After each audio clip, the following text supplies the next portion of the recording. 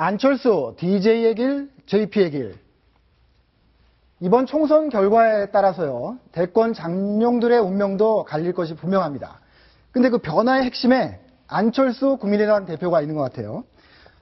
안철수 대표, 20석, 원내 교섭단체를 구성하는 20석이 아니라 40석까지 할 수 있다, 이렇게 얘기를 했었는데, 네. 얘기 한번 듣고 들어가겠습니다.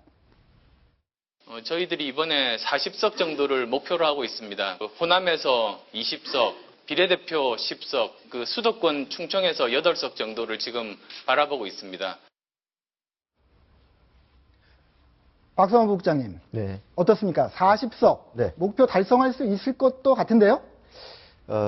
글쎄, 저는 뭐 그렇게까지 쉽게 보기는 어렵다고 보고요. 네. 다만 저는 최소한의 안철수 대표의 정치 생명을 좌우하는 20석 교섭단체, 이제는 이 부분은 누구도 의심하기 어려울 만큼 네. 호남에서 28개 중에서 20개 지역, 적게 잡아도 보수적으로 잡아도 18개 지역은 지금 국민의당이 확보했다라고 하는 것이 양당의 공통된 분석이고, 네. 두 야당의. 그리고 지금 비례대표 아까 10석, 이것을 더 보수적으로 좀 잡아도 7, 8석 이렇게 보더라도 대략 한 25석 가까이 이렇게 되기 때문에, 일단 안철수가 향후 대선에 도전하고 야권 전체에서 주도권 경쟁을 할 수 있는 발판은 마련됐는데, 네. 40석이라고 하는 것은 최대치인 것 같습니다.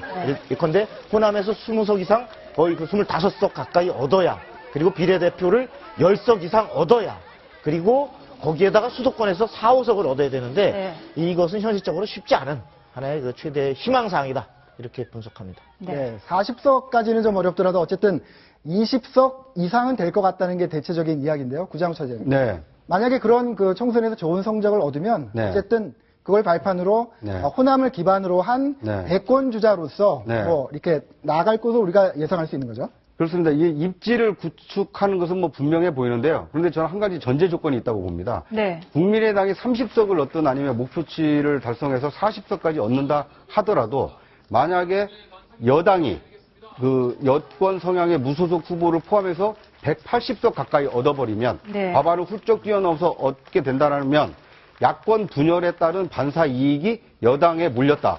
이거에 대한 책임론을 안철수 대표가 벗어나기가 좀 어렵거든요. 본인이 아무리 국민의당이 선전을 한다 하더라도, 네. 전체 여야 이 의석 분포가 야권에게 불리한 결과로 나오면 안철수 후보의 대선 이 가도에는 굉장히 큰 장애물이 놓일 수밖에 없다.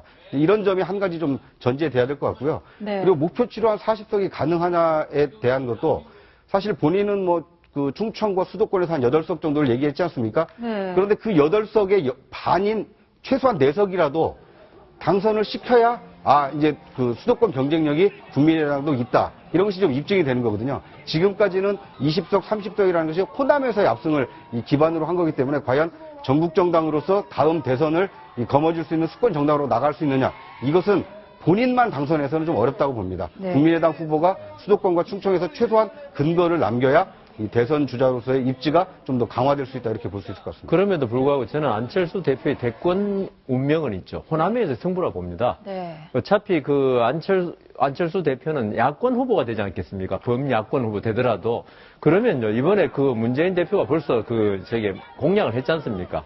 호남에서 민심을 못 얻으면 안 하겠다. 네. 물론 문재인 대표가 나중에 또 다른 어떤 이유로도 나올 수 있지만, 일단은 그게 말을 진심으로 믿고, 네. 그러면 호남에서 28석 아닙니까, 전체? 여기서 만일 안철수 국민의당에 20석을 얻는다, 이러면 호남의 민심이 어디로 갔다고 봐야 되겠습니까?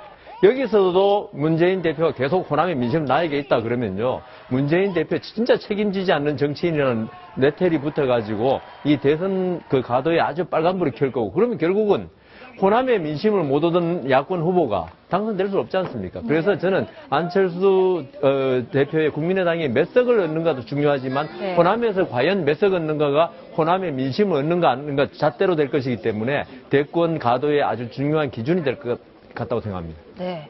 구장우 차장. 네. 저는 이게 안철수 대표는요. 네. 물론 이제 아직 총선 결과가 나오지 않았기 때문에 좀 조심스러운 측면이 있습니다. 물론 이제 국민의당이 어느 정도 얻었는지가 이제 밝혀져야 그 다음을 얘기할 수 있는데, 근데 한 가지 꼭 빼먹어서는 안 되는 게요.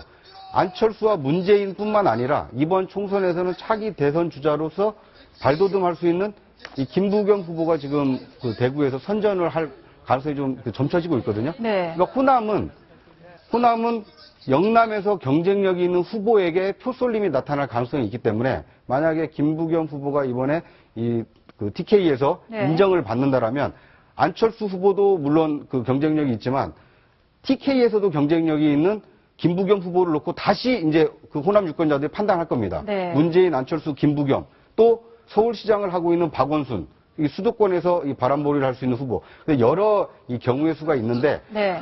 국민의당이 대선 주자로서 그 입지를 붙이기 위해서는 호남만 가지고는 저는 한계가 분명하다. 네. 이런 점은 좀 안철수 대표 본인도 좀 인식을 하고 있지 않을까 싶습니다. 그래서 노은지 기자 야권 내에서는 조금 전에 얘기했지만 그 호남을 지지 기반으로 해서 안철수 대표가 대권 주자를 도전하는 것에 대해서 굉장히 강경하게 반대하는 그런 목소리 같은 것들도 나오고 있죠. 네, 조국 서울대 교수가 지난 6일에 자신의 페이스북에 올린 글인데요. 안철수 대표는 DJ가 아니라 JP의 길을 도모하고 있다. 이제 네. 그 충청에서 이제 자민련을 만들었던 JP에 비교를 하면서 네. 고립화되는 길로 호남을 몰고 가다니 이제 DJ가 울고 있다 이렇게 표현을 했습니다. 일단 뭐 김대중 전 대통령이 평민당을 만들었는데 이거 같은 경우는 이제 수도권에서 1등을 하는 정당이었고 네. JP의 자민련은 어림도 없었다. 그렇기 때문에 수도권에서 1등 못하는 정당이 수권정당, 대한정당이 될 수 있겠냐 이런 비판을 한 겁니다. 네.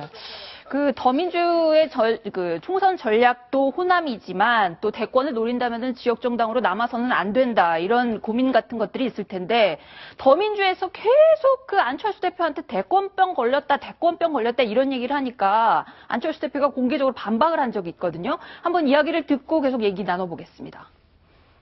대권병에 걸린 사람이 후보 양보하겠습니까? 후보 단일화가 되지 않으면 어차피 질 수밖에 없다고 생각하고. 네, 구자홍 차장. 네. 저렇게 이야기를 하셨는데 네. 내년에 대권 도전은 당연히 하시겠죠. 그렇습니다. 뭐 당연히 할 거라고 보고요. 네. 방금 그 안철수 대표의 말에 힌트가 있는 것 같습니다. 네. 내년 대선에 야권 후보 단일화가 안 되면 또 드롭을 하시는 건지 네. 묻고 싶네요. 네, 한번 지켜봐야 될 것 같습니다. 네, 어쨌든 야권 단일화가 안 된 상태에서 지금 총선이 치러지고요. 네. 이야기가 결국 더불어민주당 쪽으로 넘어가겠습니다. 다음 순위 확인하겠습니다.